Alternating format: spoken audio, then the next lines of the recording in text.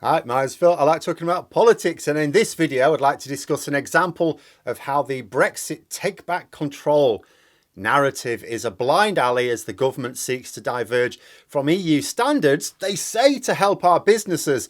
But the UK businesses affected hit back by saying that the government's move would actually hurt them and they want no part of it. But first, if you'd like to be notified of daily news and politics, please subscribe to the channel and click the bell notification icon. So, take back control. A political slogan which is designed to sound good. After all, who doesn't want control? But like all good political slogans, doesn't actually mean anything. Or rather, it means different things to different people, which means that it gives you no insight into how the government who wields the slogan intends to implement it. To most people, I think I'd be right in saying that it would mean to them not following EU rules, and somehow that's a good thing. But as I've said no end of times, no matter how many times I ask people, I cannot seem to find Brexit supporters who are able to explain to me the specific EU rules which they disapprove of.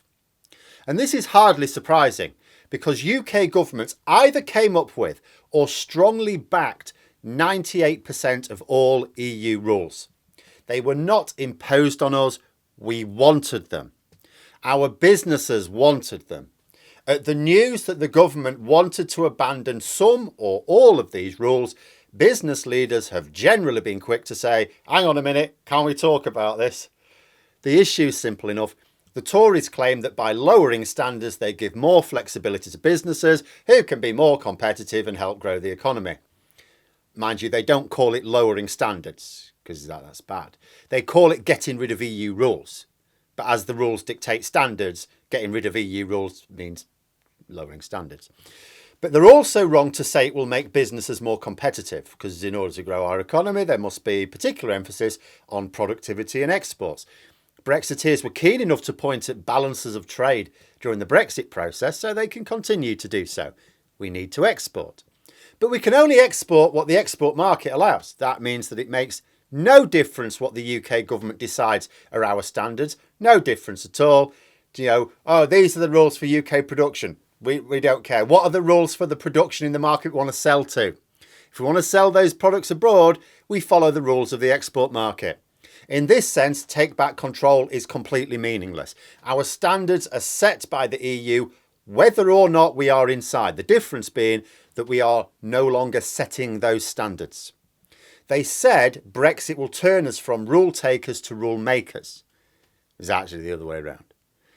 But an issue has blown up regarding the Windsor framework, I suppose. It came up. Part of our Brexit deal with the EU meant that certain standards had to be maintained in Northern Ireland, didn't necessarily tie them to newer standards. So the BBC recently reported on the news that the new EU standards for safe levels of arsenic in baby food will not be adopted by the UK. And as a consequence, of course, not adopted in Northern Ireland either. Hurrah for Brexit. We get to keep our babies eating higher levels of arsenic than our European neighbours. I'm sure it'll work out well for them.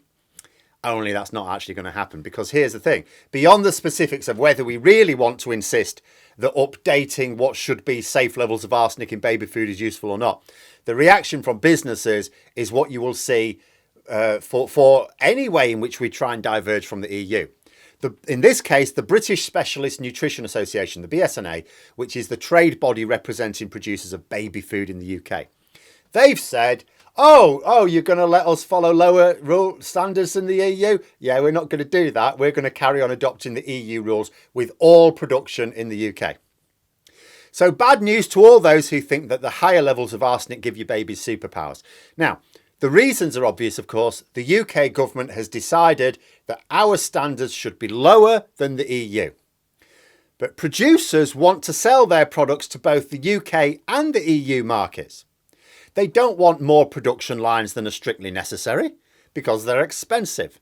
So they do what every producer of every form of goods in the world would do.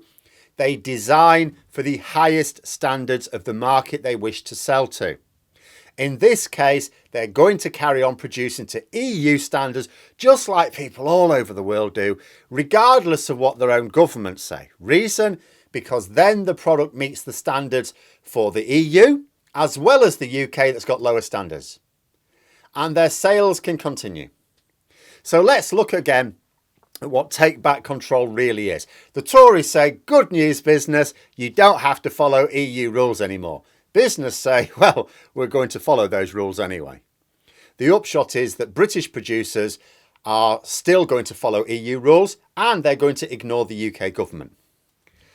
So they're going to follow these EU rules, only there's nobody to lobby for them as to what those rules will be in the future.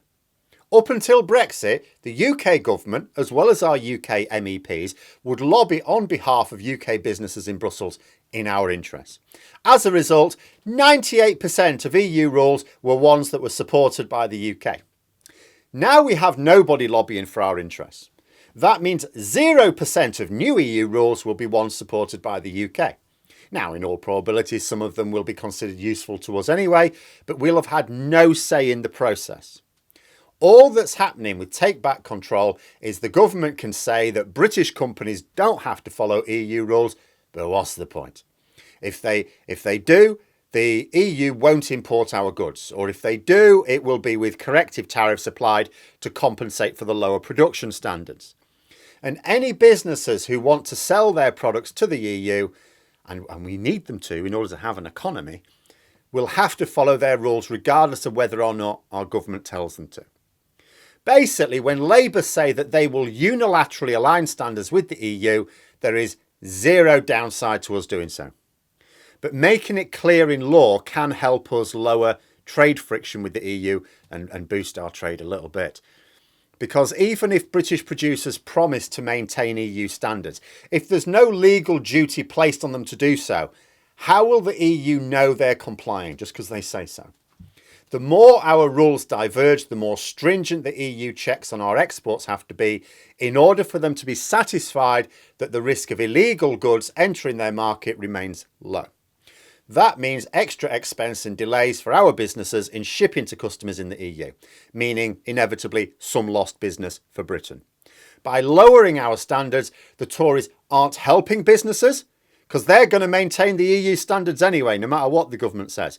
But they may hamper businesses because the EU needs to make sure that the standards really are being maintained. And it's more difficult to do that if the government are not enforcing those rules. That they're going to be like voluntary. You know, take back control is always a meaningless slogan. How much more can you really expose it by seeing the UK government telling businesses you don't have to follow these EU rules, only to be told by those businesses, well, we're going to do anyway. But there we are. Those are my thoughts. Let me know yours in the comments below. Hope you found the video interesting. If you did, please click the like button. And if you'd like to support the channel further, the join button for memberships. Well, until next time, I'll see you later.